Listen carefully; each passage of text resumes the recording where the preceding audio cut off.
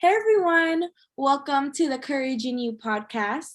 My name is Desiree Pablico, and this is another series of the AKO series that we want to do for Mental Health Awareness Month. So I do have three special guests for this podcast, and let me introduce everyone. So we have two guests who are sisters from AKO, which is Brianna and Maika, and another special guest, which is Alyssa, who is a mental health ambassador for CAPS for SGSU. So now let's get to introducing them. So first, let's introduce Brianna. Hi, I'm Brianna. I am currently the president of Alpha Kappa Omicron Sorority Incorporated Beta Chapter at California State University East Bay. I'm 26, Filipino American. I've been in the Bay my whole life, and mental health has really been a huge part of my life and has really shaped the person I am today. So I'm excited to be here and to be a part of this. Perfect. Thank you so much for being here. And next, let's introduce Maika. Hi, everyone. It's so good to be here. Like Des said, my name is Maika. I am a sister of Alpha Kappa Omicron Sorority Incorporated, SJSU alum, and a soon-to-be graduate of Santa Clara University, where I'm getting my master's in counseling psychology. I'm also a small business owner, a mom of two fur babies, and in about 2 years, I will be fully licensed as a marriage and family therapist. So fingers crossed. But that is the plan, and I'm just so ready to get that journey started because of my lifelong love for mental health and being a mental health advocate. So it means so much to be here today, and I'm so excited to be here. Cool. Thank you so much for being here. And next but not least, I want to introduce Alyssa and a little bit more about what a mental health ambassador is. Hi, I'm happy to be here today. My name is Alyssa, and I'm here representing CAPS and mental health ambassadors at San Jose State University. I am currently a senior right now, majoring in communicative disorders and sciences, hoping to be a speech language pathologist one day. And I'm excited to introduce the mental health ambassadors to you guys right now. So the mental health ambassadors, we are a bridge between CAPS, the Counseling and Psychological Center, and the students of San Jose State. So our goal is to create a safe space to discuss mental health, and we also really encourage reducing the stigma around it. So I'm excited to be here today, and thank you. Thank you so much for all three of you beautiful ladies to be here today. And now let's get started to introduce the topic of the day. So the topic for this podcast is creating space for conversations for mental health. And you may ask, like, what does that mean? So as a lot of people may know, that mental health is a difficult conversation to have. And not only that mental health is widely stigmatized, it's also hugely personal. And I feel like a lot of people are so afraid to talk about mental health, or they don't know how to approach it, or they don't know what to say when it's surrounding mental health. And that's what creates the stigma, that it shows that mental health is like a taboo or shouldn't be talked about because people are so afraid to talk about it. And there's these misconceptions about creating a safe space, because many people believe that a safe space is one which certain ideas are not welcome and only certain people can be validated. But in reality, a safe space is simply an environment that encourages and protects discourse that can be either harmonious or controversial.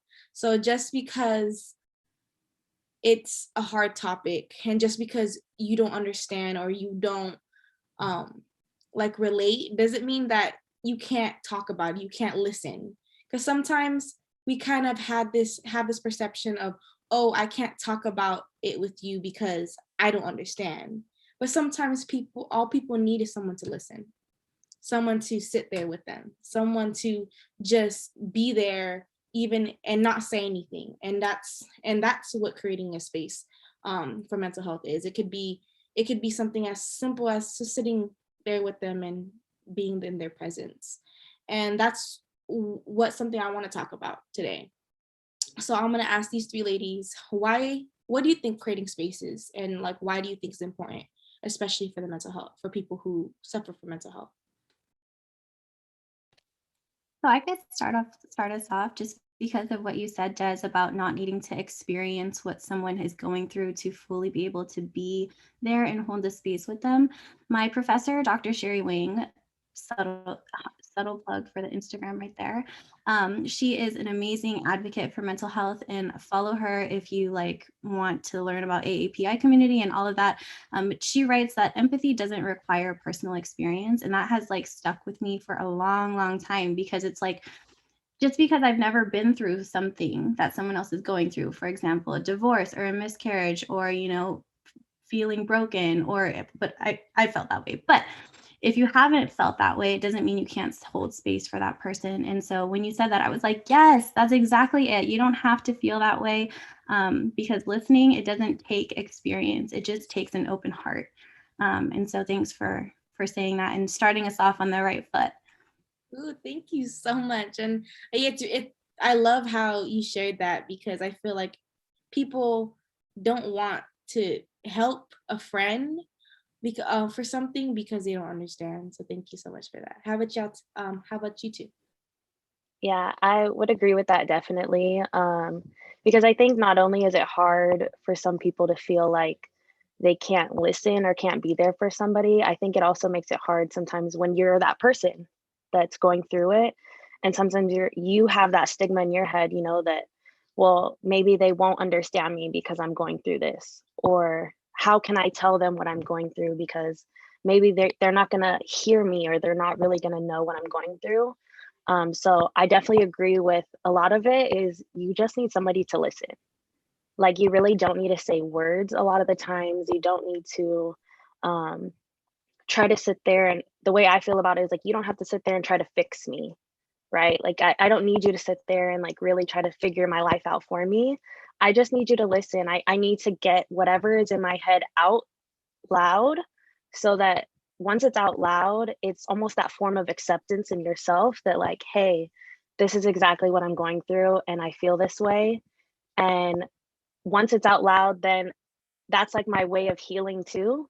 You know, like now that it's out, I can find my way through it and not just keep pushing it off to the side. So I definitely agree with that too, that not everybody needs to say something, but just having the careness in your heart to actually just listen and just show like, you know, I may not know exactly what you're going through, but I care enough about you to listen. So that's a huge thing too. Thank you so much. And I feel like this is that's something to talk about for both ends, for the people who don't know what to do and how to comfort people, and for the people who feel like no one can help them. So thank you so much for that. And how about you, Alyssa? What do you Yeah, think? just to add on, I think they both added such great points to that. And to add on to Brianna's, I think as a listener, the important thing to do is when you're listening to someone, you let them know, like, hey, I'm not here to judge you. I'm not here to say anything else besides listen. Because as you know, going to someone, that's the biggest fear, is that they're going to judge you. They're going to say all the worst things that you're saying about yourself in your head to you, which, you know, may not happen. But as well, like, I don't want anyone to tell me how to handle what I'm feeling. I just want you to be there and be an open space for me. Thank you so much. And I feel like that's a one way to create a safe space is to erase and like kind of take out that one concept of, if someone's telling me about something, I need to find a solution for them. Because sometimes you don't even need to find a solution for something. Sometimes things don't even have a solution. And that's completely fine. And that's the reason why it's really important to have this topic and to create space, because, you know, mental health is already hard to talk about. And to have the stigma and to have this space where no one can really express what they feel is going to be even harder. So I want to ask all of y'all is, what are ways or tips to create space to talk about mental health? And I know that is a really big question. So if you want to think, that's fine too. But what do y'all think? I think for myself, something I'm trying to learn right now to create these spaces. And for myself, what I've been doing is sharing my experience and kind of being like, a little bit inching like, hey, I was dealing with anxiety and I was going through this. And I try not to get too detailed until like, I kind of see them open up and just make it comfortable for them, make them know, hey, I'm not concerned about my mental health and the stigma that's around it. So you don't need to be. So that's kind of where I'm at with it. I love that. I love that. Yes. Yes, I completely agree with that. Honestly, just because I have learned on my own to just be so in tune with my own feelings and kind of where I'm at. And I've learned through experience, just getting to know other people, that I'm able to help others reach that point too if I'm a little bit more open with it, right? It shows that if I can be vulnerable, you can too. I feel like we all just think, we can't be vulnerable, we can't show it, because there's that whole thing that, being vulnerable is showing something, is like showing that you're weak. But what people don't understand is being vulnerable and being able to talk about stuff like this, talk about mental health or anything like that, actually makes you so much stronger because of the fact that it's not talked about, right? Like, show yourself. And it's it's made me be such a better person and help so many other people, and it's created so much more authentic and genuine relationships with people. um, just creating that open environment, and I guess willing to take that leap to be able to say like, hey, I've been through this, even if it's not in a really solid detail, because I feel like, of course, with anyone, that's always going to take time and building a relationship with whoever you're talking to. But it's definitely nice to have that just like open area, like, hey, I've been going through this, and not be so like hush hush about it, because if somebody feels your confidence in the way that you're able to say what you've gone through, then they start to build the confidence within themselves as well. Other ways too that I like to create just the area to be able to like talk about it. Sometimes with myself, if I can't formulate to others, I have to formulate to myself first. So a lot of that's just like writing down in a journal, right? Just to get it out in some type of way, try to formulate, and then finding times where I feel like I'm okay enough to be like, hey, I'm not doing okay right now, you know? And I don't really know if I'm going to be able to get all this across to you, but I just want to let you know I'm not doing okay.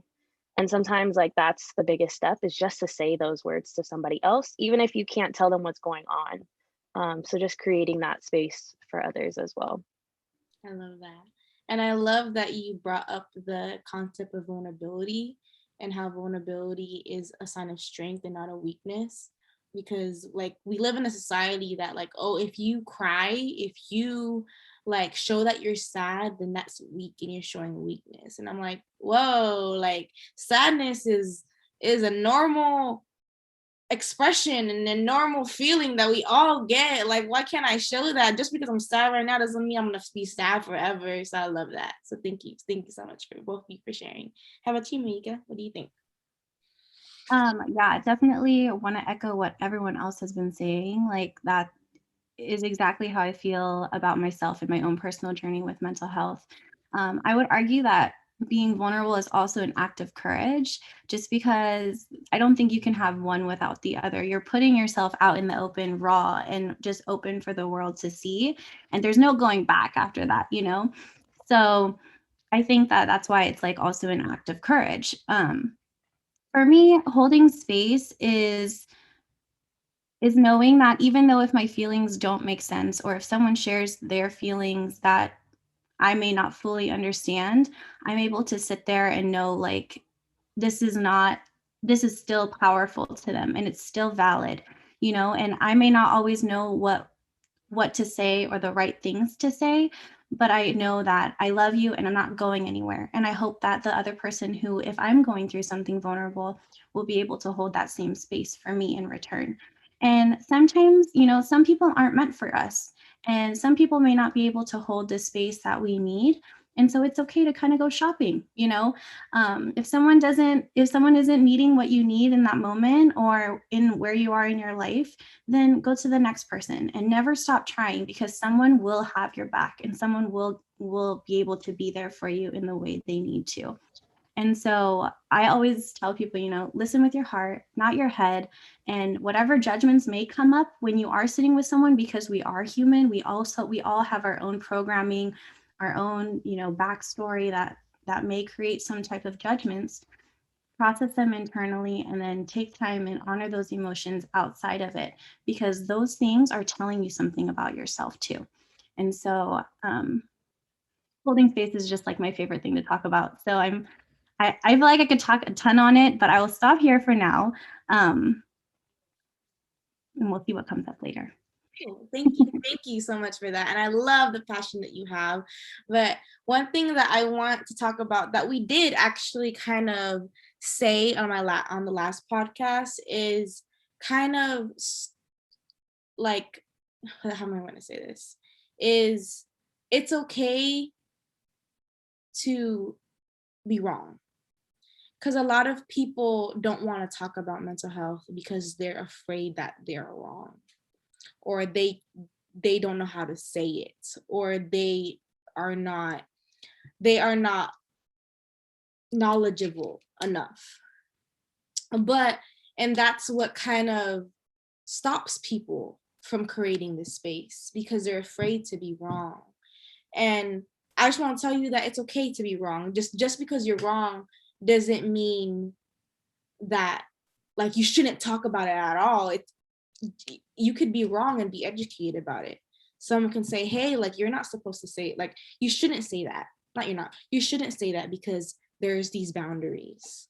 Or you shouldn't, like, oh, like, that's not right here. Like, this is what it is, So I would say, like, one way to create a safe space, or if you want to start creating a safe space for your friends or family members about mental health, is talk.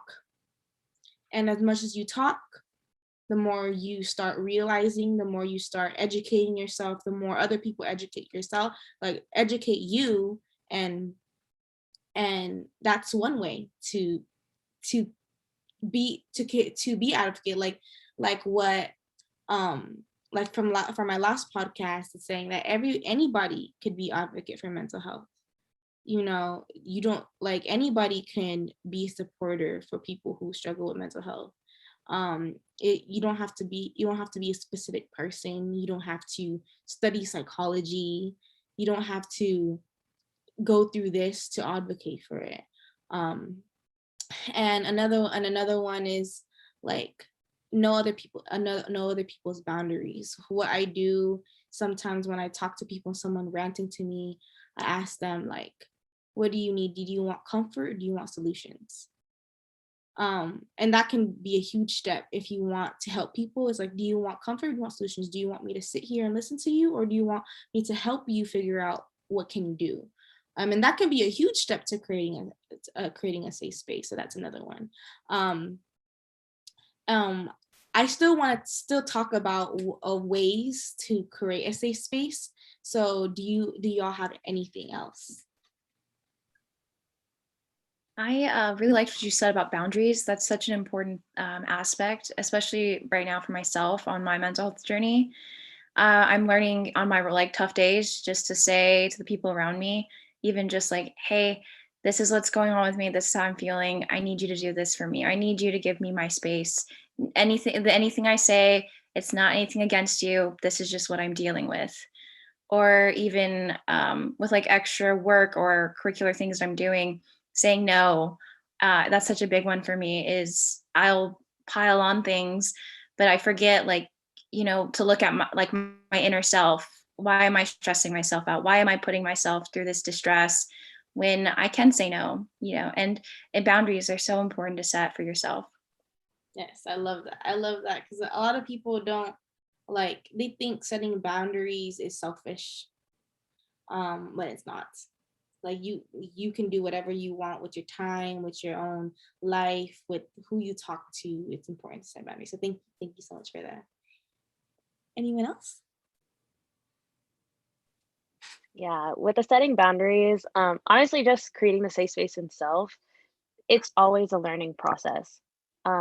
there's never a perfect way to do this, just because everyone is so different in their own journey, right? The way I'm going about it isn't going to be how like any of you may have gone about your journey, or how somebody else is going to go about their journey through mental health.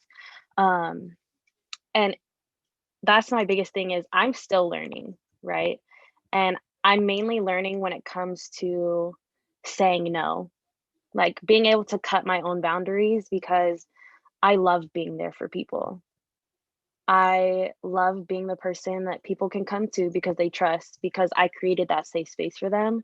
And I have the trouble creating the boundary that sometimes I'm not even in a good place, but if you need me, I'm still going to be there. Um, and so for me, that's like a huge thing too, is definitely boundaries, but also just being like, hey, I need help as well. I know you need help. So like finding to like that reciprocation from other people. Um, but yeah, boundaries is still something I'm learning. So I feel like that's just like a huge thing that everyone should know, is like it's always a learning process. Even if you think you've got this down packed, it is always a learning process. Um, and it's always just about growth. Every little thing is about growth, whether you're wrong or you're right. All of that is to teach you something to help you like further grow into who you're meant to be and to help other people. I love that. Thank you. Thank you so much, because like I feel like that's something I'm working with too. And that's something that I kind of like it's so hard for me to do, set boundaries. Cause just like you, I love being there for people, and I love like being someone that like people can go to and to run to whenever like they need help. But sometimes like I'm going through my own things too. And like as much as I want to be there for someone, like I'm breaking down too, and I don't know what to do either, like sometimes like, oh, like, and I still go, like sometimes I'm going through a lot and I'm still there for someone else, and I feel like I have to kind of hide my feelings and hide my emotions and hide what I'm going through for other people. So if someone's out there and you want to create your own safe space for yourself for your mental health, is yeah, definitely set boundaries, because boundaries is very important, not only for other people, but only for yourself. So thank you for that. How about you, Monica? You have anything to say? Yeah, I think knowing our capacity is extremely important. So thanks for bringing that point up. For me, I think the best way to create a safe space is to know that we should always be meeting people where they're at and not have our own agendas for them. They may be going through a really hard time. And at the end of the day, if they don't want to talk about that, then we need to respect it and just reassure them when they are ready. We're going to be here for you, whether it's 2 a.m. in the morning or whenever you need me, we'll be there. Right. And so respect is huge for me. And just knowing, like, I think of it like this, right? Some people are like raw eggs who aren't really familiar with vocalizing their mental health. If you crack it too hard, they're going to spill everywhere. And are you going to be there to clean that up? Are they going to be there? Are they going to be okay to do that, especially in COVID when we're not even able to see each other, So they know themselves the best, and we have to do our best to meet them where they're at. The other thing is knowing like intention versus impact. A lot of the time we share our stories with good intentions to connect and to help people feel like they're not alone, but that could actually take away from their experience that they're having. So knowing that our experience is ours and theirs is theirs, and knowing the time and place to share, that's the other thing about creating and holding space. Because at the end of the day, you saying, oh yeah, I know what that feels like, could totally dismiss everything that they're going through, and it automatically takes the attention and puts it on you. So that's just something I keep in mind when doing that. And then I think that holding space just is a sacred art, right? It's something that you have to practice. You can't go in and like, oh yeah, I know how to do this right away. It takes practice to empty your mind and just be present with a person. And we don't get, that's not everyday thinking, right? We go out and eat lunch with people and we're like going back and forth. There's no time to think. But when you're being present with someone and holding space for them, you're totally 100% invested in what they're saying and not thinking about what you're going to say next. And we rarely ever do that. So those are some things that I keep in mind when I'm creating a safe space for people.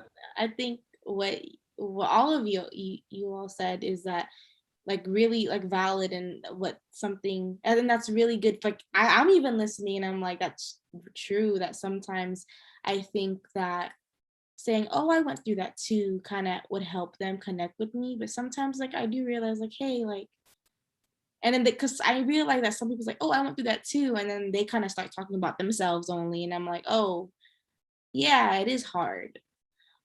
So what do y'all think, like, when, so this is a question for all three of you, that when you are venting to someone and someone does kind of steer your problem to them and talk about them, what do you think people should do when that happens? I can start. So whenever you're in that scenario, right, and somehow the attention gets put on them, or they kind of take control of the ship, I'm hoping that if this is you, you and that person would have a strong enough relationship to be like, hey, like I came here to talk about this, and I feel like we're shifting a little bit, and I'm not getting what I need right now. And I really want to hear your story, but I'm also going through it right now, and I just don't know if like we can go there. So if you need to talk about things, right, I want to be there, but maybe can we pause here? And I don't blame you or am upset with you for not being able to like keep this conversation going. But if you are, then I would love to keep sharing with you. But if you're not, then I wouldn't mind just pausing here. And I appreciate the time you've already given me, you know? But if you don't have that relationship with someone, then just knowing your own boundaries, knowing when to walk away. And I think that's okay in the conversation, because at the end of the day, you got to protect yourself. Thank you so much for that. Mhm. Thank you. That I feel like I wanted to ask that question because that's kind of a question that I kind of wanted to know too. Like, because I feel like that happens to a lot of people. So thank you so much for that. Is Alyssa or Bree, do you have anything to say to add on? I think, just to add on, that was such a great point to put out, because even for myself right now, it's such a hard thing to do, to just, you know, tell someone how you feel or that you want to continue sharing, or to walk away and just be dismissive and kind of passive and let it like keep it to yourself. Um, but I think it takes so much courage to just walk away. And if you don't have that connection with them, to tell them, and to know that there is somebody else out there that will listen to you, as you know, was mentioned earlier, that to know that you aren't alone just because one person didn't listen to you. There will be someone that will. I love that. Thank you so much. Because I feel like a lot of people don't want to share their story anymore because one person kind of dismissed them. But it's really important to like know your boundaries and know that not everyone's for you. So thank you so much for that. How about you, Bree? Yeah, I definitely agree with you both. It's honestly just about being honest. As much as, or as hard as it could be to say the words of like, or just get up and walk away from somebody, if you took that step to try to be vulnerable with somebody and they kind of, even if they didn't mean to dismiss what you just said, which most people don't, especially if they're trying to share their story, they think of it as that's a way to connect. But, as I said earlier, everyone goes through their things their own way. Even if you've gone through the exact same situation, the emotions that somebody's feeling is so, so different. So it's just really key just to be honest, and hopefully you have a good enough relationship to be able to be honest and upfront, where neither person has any hard feelings when it comes to something like that. But even if you don't have that relationship, just saying, I think I want to just kind of pause here and maybe pick this conversation up at another time. Even if you aren't ready to be like dismiss them and what their story is either, be like, I think I kind of want to wait to say what I need to say. I think just trying to talk about it right now out loud, I think I'm not ready for it, which is fine. That's like the total way to pause the conversation. Um, and still validate the way that whatever they went through as well too, because maybe that's their opportunity that they're thinking they can share. But knowing definitely the capacity of yourself and what you can handle, and also not dismissing what you're feeling in that situation, and finding somebody. I've found it's kind of strange. Sometimes I've found it easier to open up to somebody I'm not that close to. I don't know if you have all felt the same.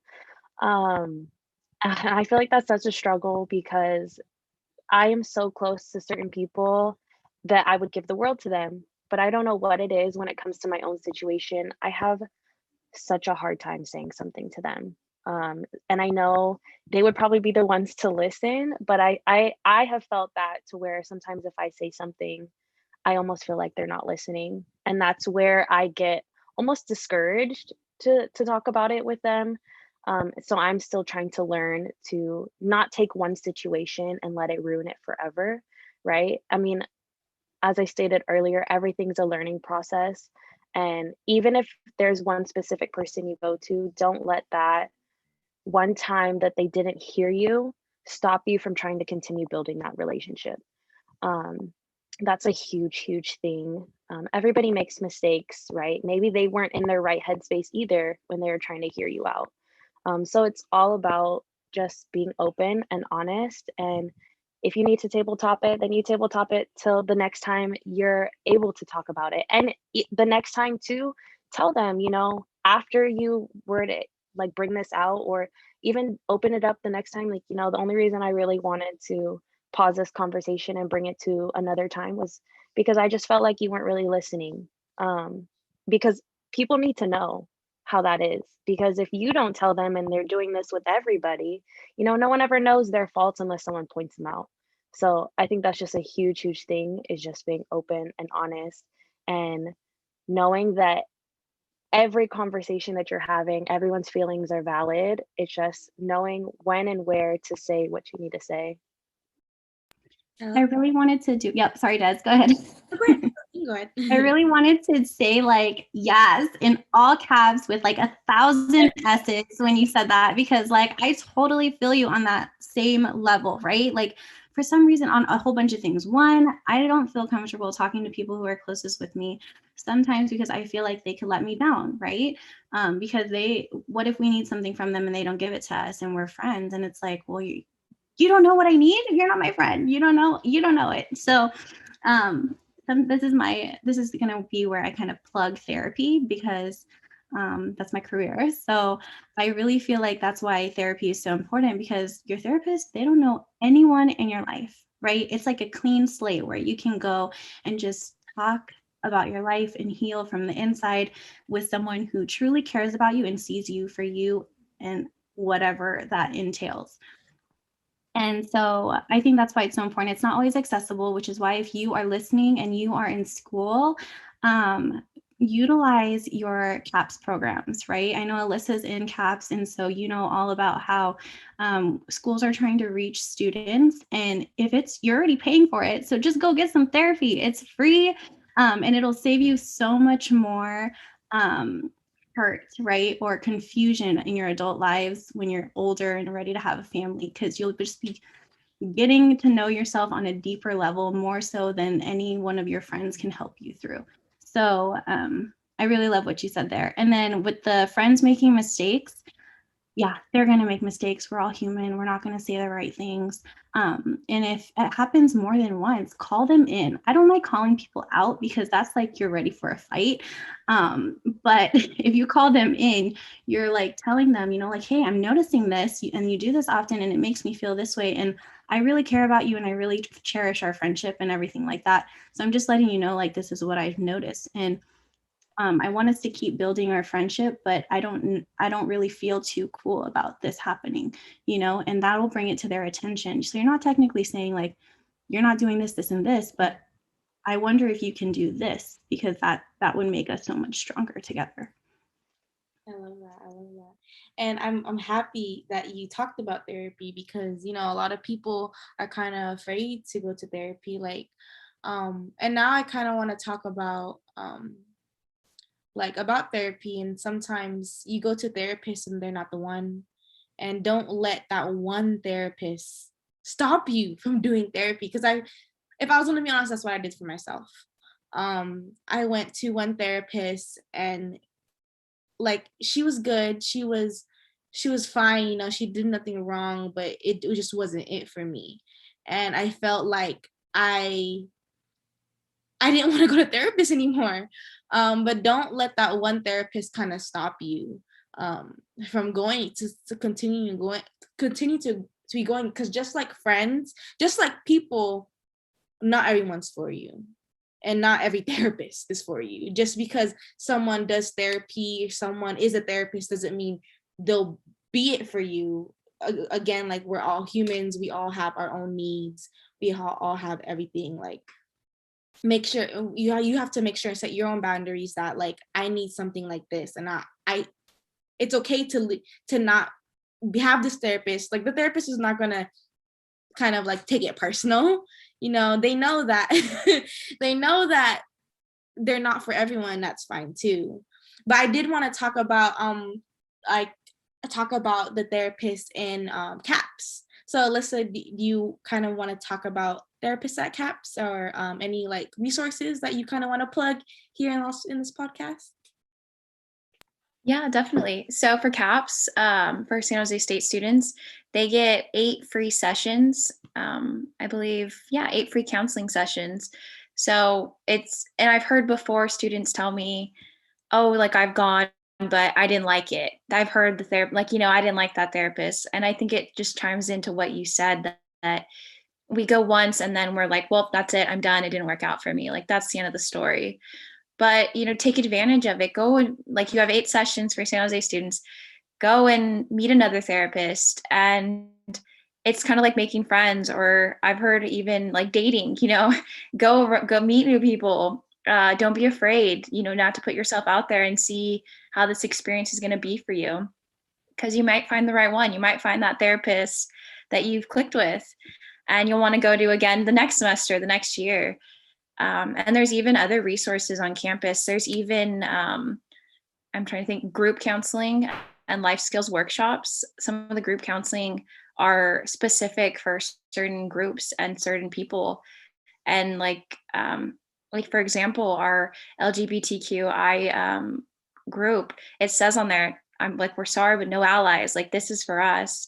And I think that's such an important thing. Is San Jose State and CAPS, they really do take care of like mental health and from their students. And if you're focused on going to a certain group, like, you will not be stigmatized. You will not be judged. And I think even for myself, before becoming a mental health ambassador, the cultural background I have, I'm Mexican American, and it's not usual for family members of mine to have gone to therapy. It's seen almost as like a weakness, or why are you doing that? Like, shake it off. Like, you don't do that, So it's been really hard to acknowledge that this does matter and it's important. And I want students to know that, you're not alone in this, and everyone has their own story, but don't be afraid to take care of yourself. Don't be afraid to look at yourself and go, okay, I need a break. And just be compassionate with yourself. The more compassion you show to yourself, you're able to do more with others and show that same compassion. I love that. Thank you so much. And those are really important and valid points, that to know that there are people there and there's therapy there. Yeah, do any Bree or Mike want to say anything? If your therapist that you go see takes it personal, they aren't the right ones for you. Run, girl, or whoever. I also love that Alyssa brought up culture. Culture is such a huge portion of understanding therapy, and culture has such a huge meaning, right? It could be gender identity, it can be ethnic identity, it can be anything, however you identify. It can even be a student, right? Your student is your culture. You are a student or a full-time worker, whatever it may be, whether you're in the tech industry, whatever it is, it's a different culture wherever you go. So finding a therapist who is aware of your culture and knows how to kind of like speak to that or have an understanding of it. For example, if you're in the LGBTQIA, what am I saying? The LGBTQIA community, right? It is very important. And also, you are totally able to ask for someone who is culturally sensitive in that area, because the last thing you want is to go to a therapist who harms you. And whether that's intentional or not, therapists have their own biases, and so you want to go to someone who's safe. And so if you're shopping for therapists at CAPS or wherever you are listening to this, never be afraid to just walk away from a therapist if you feel like they don't know you and who you are and your communities that you are in. So that's what I have to say about that. Thank you. Thank you. That's really, really important, because, you know, everyone kind of shows like, oh, you have mental health issues, go to a therapist, you know, and sometimes it's not that simple. And then people who think it's that simple and they don't really like their therapist, they kind of like, oh, it's not for me. Well, maybe that certain therapist is not for you. And that's fine too. And I think that's really, really important for the audience to like realize that not every therapist is for you. And it's really, really important.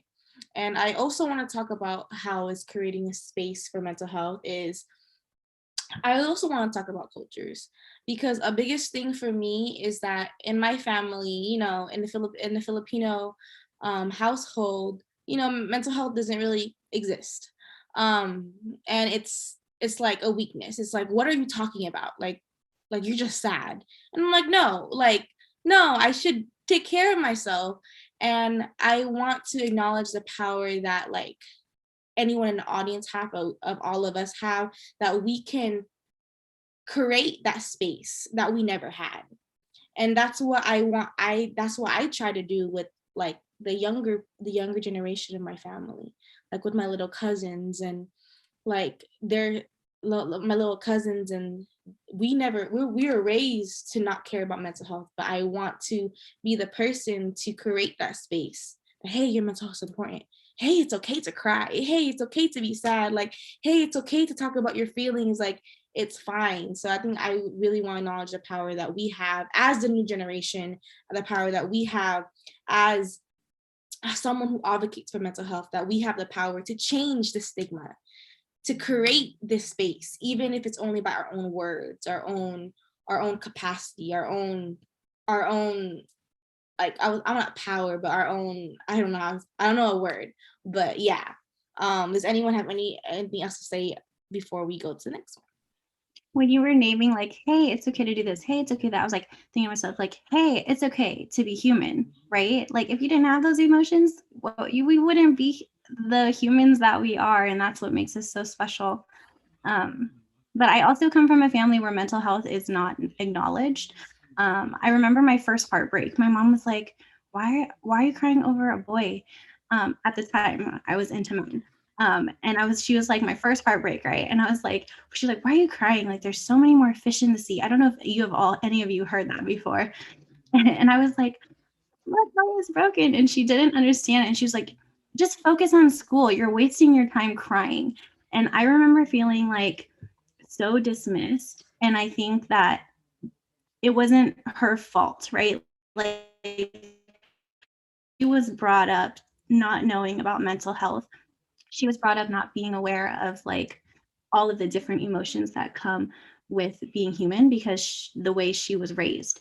And so I love being where I am now in my life, because I get to educate her and show her and model for her, even our older generations too. Like, it's okay to have feelings, you know? And it's such an amazing thing to see my mom call me and tell me, I'm feeling really sad today.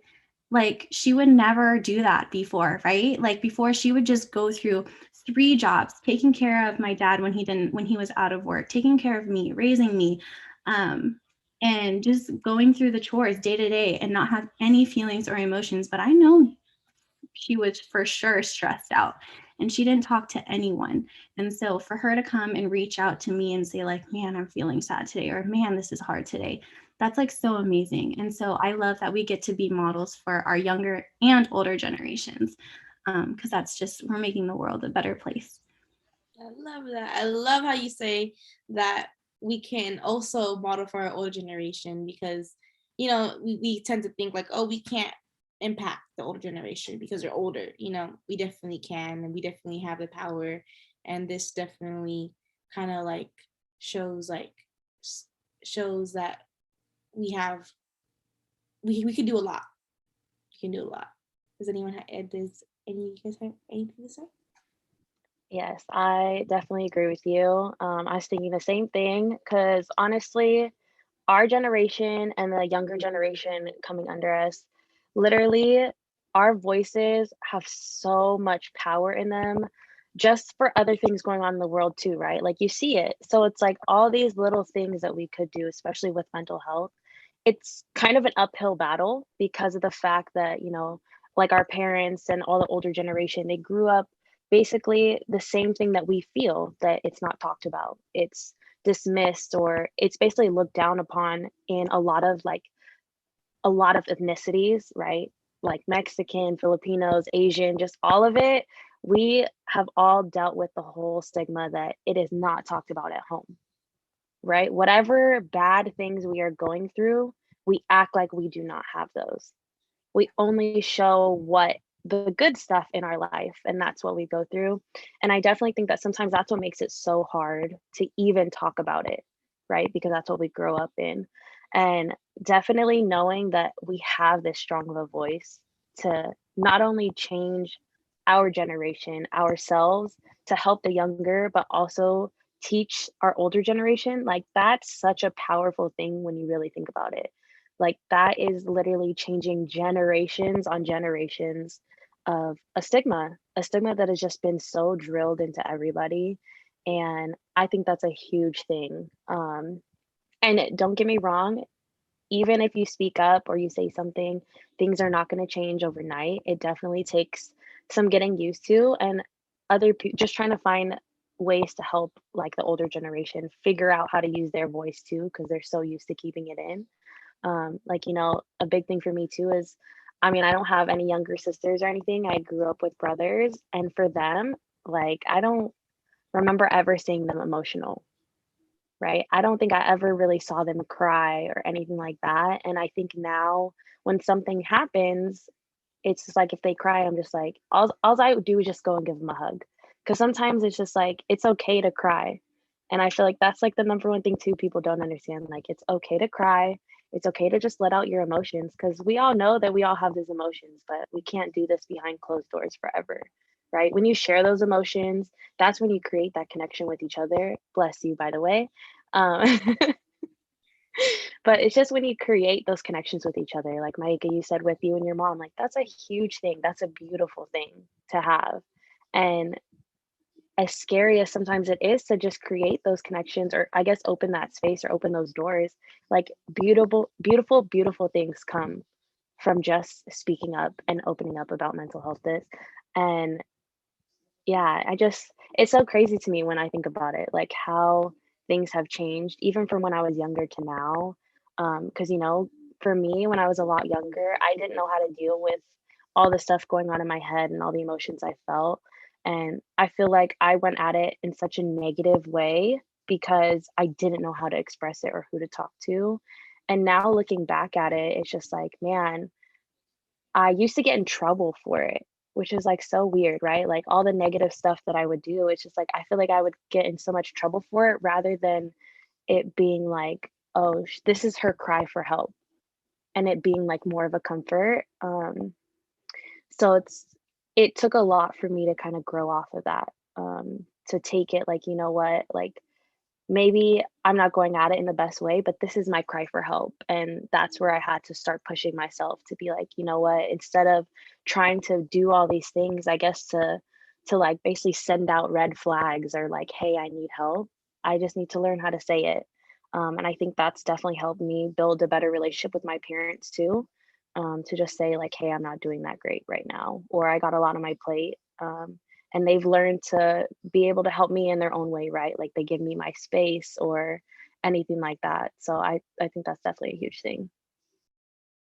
I love how you talked about that, because it's like this whole culture and this whole stigma of mental health is really hard, but it's really important to to create that space, and that we do have that power, and we do have that power to create that own space. So thank you for sharing. And how about you, Alyssa? Do you have anything to say? Yeah, I really liked what was mentioned. I think for me it was really hard to deal with what I, was feeling and what I was going through. And I didn't know how to express that. So instead of expressing that, I just kept holding on to it until it reached a point of like peak where just like I didn't know how to carry it anymore. So it kind of took, it's been a long journey for me, but I reached a point where it took me getting away from my home place and living away for at least a year or two to be like, oh, like just because I left, I'm still not okay. Like I have to deal with this. It's still there. And it reached a point where I reached out to my parents and was like, hey, this is what's going on. This is what, and it was a shock for them, I'm sure. But we've reached this point where we just discuss, we talk about it like, yeah, hey, I'm going through it. Okay, like what do we need to do? How do I help you? But yeah, it's been a long journey. I was so afraid to talk to the people close to me that I didn't want them to judge me or see me different than the like strong person I wanted them to perceive me as. But it doesn't change that. It doesn't take away from who I am, I believe. It's just adds, it shows you like, hey, like this is me, this is what I'm going through, and everyone goes through something. And it's been a great journey. I'm still going through it, but I'm happy that I've been able to build that relationship with my parents, and I hope to make changes for the future. I love that. I love that.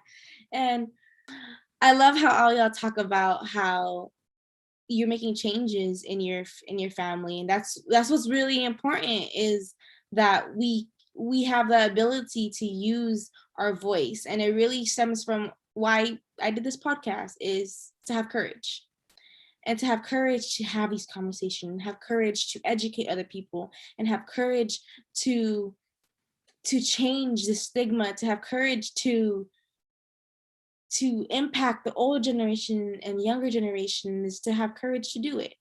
And everyone has the chance to have the courage to speak about mental health, to say your mental health, to say what you want to feel. So I think it's really, really important. And I'm really happy to hear that you have the opportunity, you all have the opportunity to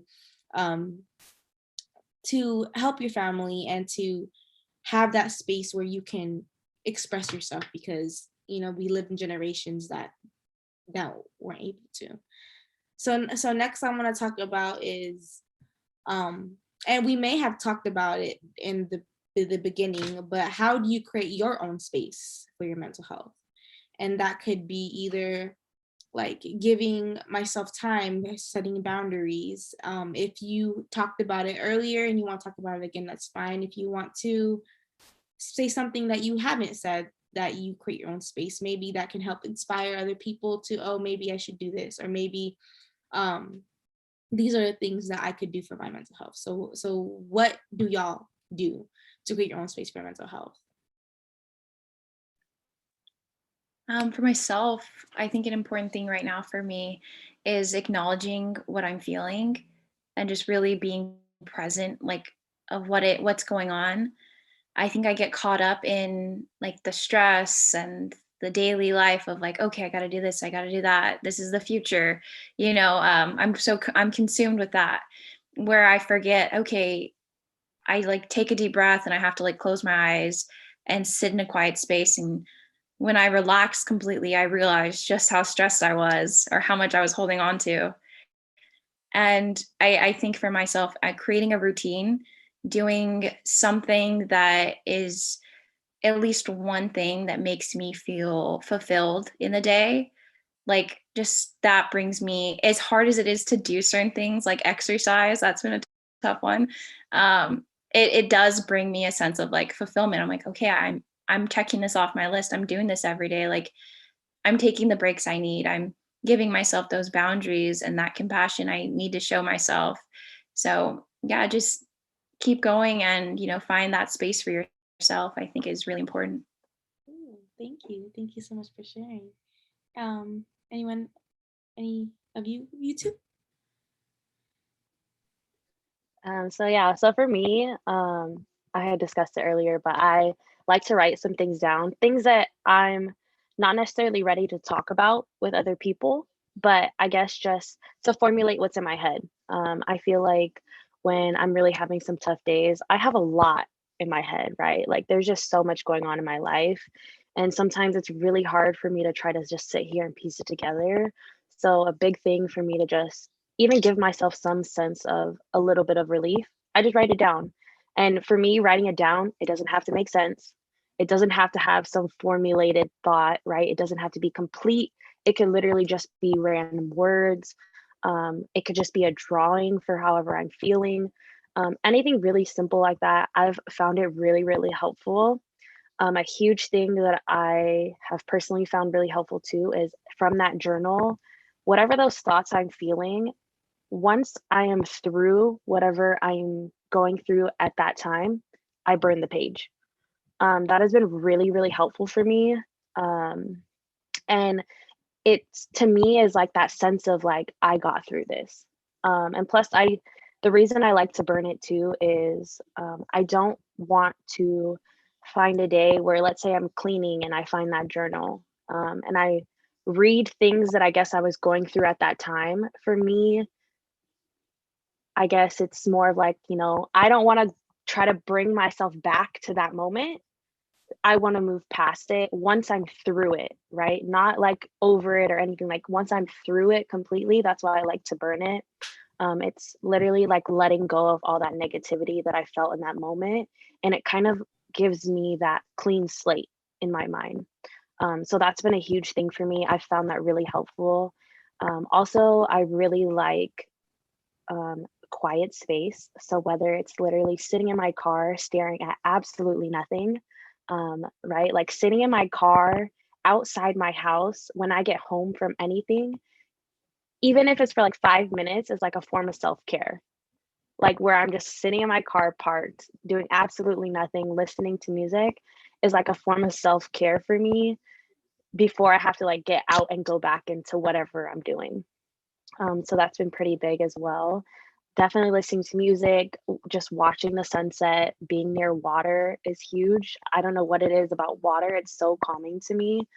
Um, and then honestly, just being around people too. When I know I'm not doing that great, if I just like, hey, do you want to hang out? And just having the presence of somebody, even if I'm not talking about what's going on, sometimes just having the presence of somebody else too is just really nice. It like reminds me that even no matter what I'm feeling, like I'm still here with somebody, like I'm still alive. Just like little things. And if I'm really, really not doing well, right, like I feel like I am really, really deep in the hole, I definitely give myself no expectations.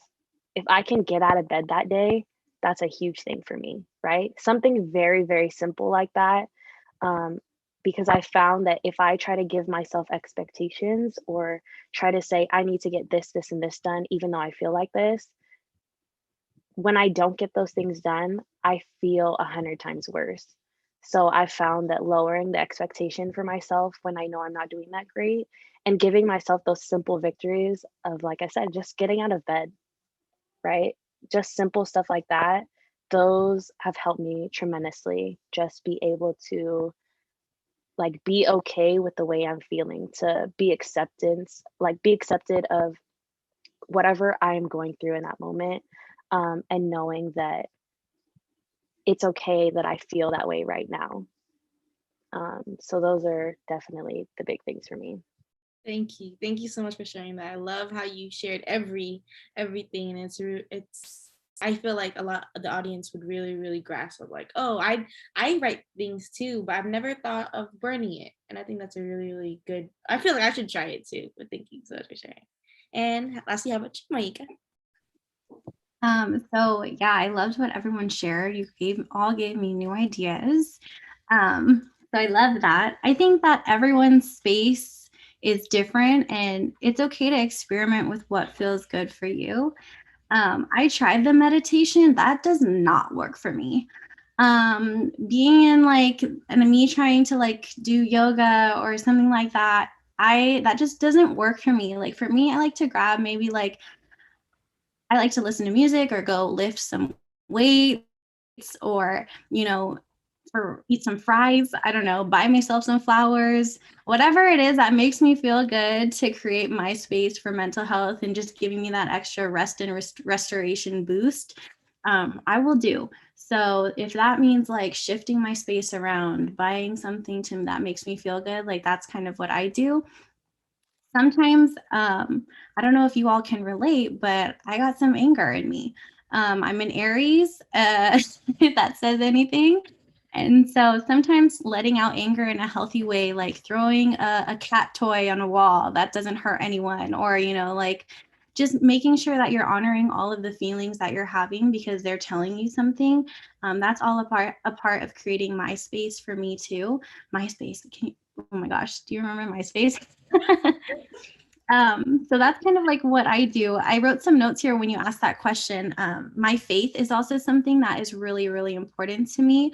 When I came out to my family, I lost my faith and I felt so alone. And so I've recently, in the past couple of years, like came back to my faith with God. And that's something that's really special to my own practice of creating space.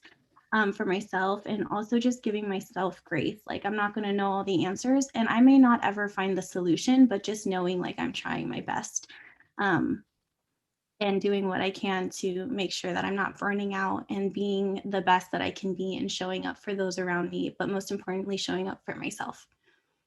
I love that. Thank you. Thank you all for sharing. And I want to just remind everyone and whoever's listening is that you have the power to create your own space.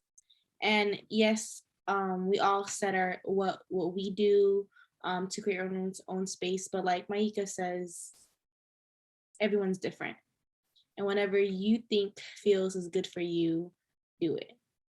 And for this one, I wanted to almost end it and messages for the audience for whatever they're feeling.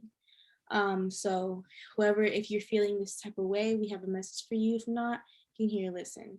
So for my message is, if right now at this moment, if you are feeling too overwhelmed, remember that you are doing the best that you can.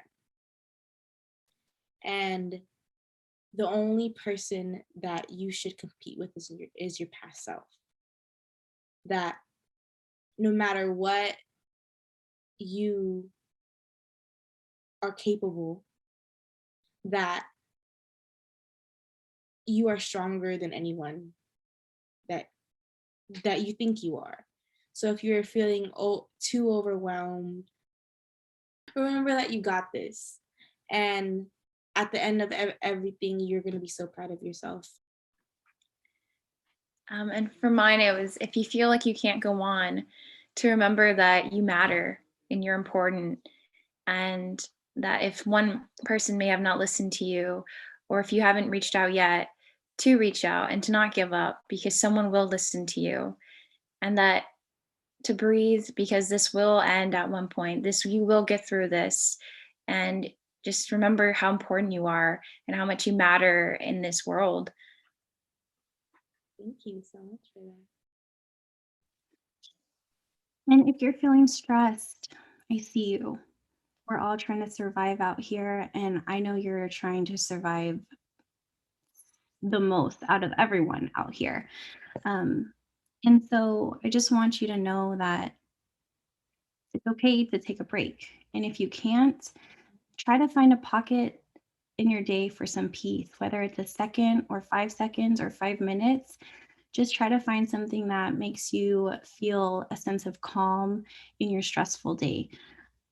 I know you're grinding away and trying to survive out here, but just take a moment, take a pause, look back at how far you've come and your growth, and just know that you have done amazing things so far.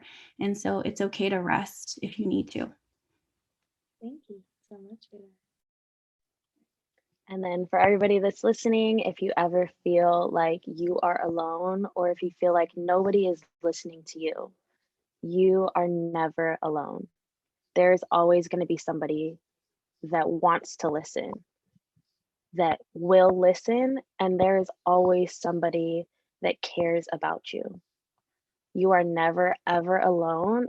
And as often as it may feel like you're alone, just speak up. You have to make yourself heard. Even if you feel like nobody is listening, make yourself be heard, because those are the moments that you're going to find the people that actually care enough to listen. But if you don't speak, nobody's going to hear you. So just speak, whether you think somebody is listening or whether you think you're alone. I promise you, the moment you say something, somebody's going to grasp onto it and they're going to listen. And it may not even be people that you think are going to be there. So just be vulnerable, speak up, and I promise you, there is also a little bit of strength in being alone. You got this. You can totally do this, and just keep going. Thank you so much. And then to end this podcast, I want to ask all of y'all of what's the biggest takeaway you all want the audience to take from this topic, to take from creating space for yourself, creating space for conversations in mental health. I think the thing I want people to take away is to not be afraid to have a voice and to not be afraid to take care of you. It's so important to focus on you and take that time in your day to not only set boundaries with others, but with yourself, and know what's best for you before you, go towards somebody else. Look what works best for you. What can you do to make your mental health journey just a little bit better, a little bit stronger for you? The biggest takeaway is definitely know that you matter. No matter how tough things get, your life, everything about you matters. So never feel like what you're feeling is invalid. Never feel like nobody's gonna not understand you. Um, Always just make sure that you realize that no matter how tough it gets, there's so much more to this life than whatever you're experiencing right now. Never let something so, or I wouldn't say so small, but never let something that you feel like is making you drown in life right now. There is always a shore that you can get to, or always a shallow end where you can stand up and breathe. You just have to push to find that area. So always make sure that you continue pushing. Never let whatever battles or demons that you fight in this moment, never let them overtake you. You are so much stronger than you think you are, and you are capable of doing absolutely anything. Thank you so much for that. That's powerful. Thank you so much. So that leaves me as a survivor of self-harm and someone who battles anxiety every single day. I hope that you all hear me when I say that I see you and I hear you, and whatever you're going through, like, it matters and it's valid, and you may not know why or when it will end, and you may want it to end, but just know that we want you here. And every day is a new day. Every second is a new second. And we get to choose every single second on what we want to do next. It may take some time, but luckily we have time because we're going to be here for each other, and you're going to be here tomorrow. So the last thing I wanted to say for this takeaway is that I was thinking about this the whole podcast of like, what's the one thing I want everyone to know? And I think that what I want everyone to know is holding space is saying, let me hold your hand through this. I can't take your pain away, but I'm going to hold your hand. You're not going to do this alone. I'm here for you. And it's a dance. It's a dance between two hearts, or more hearts than two, because we're here for each other, and everyone's story is important, and someone is just waiting to listen. So this is your chance. This is your invitation, this moment, to find someone today or tomorrow and tell them your story. Thank you so much. And thank you all for being here. It has been a pleasure to have you all on my podcast. And thank you all for listening to the Courage in You podcast.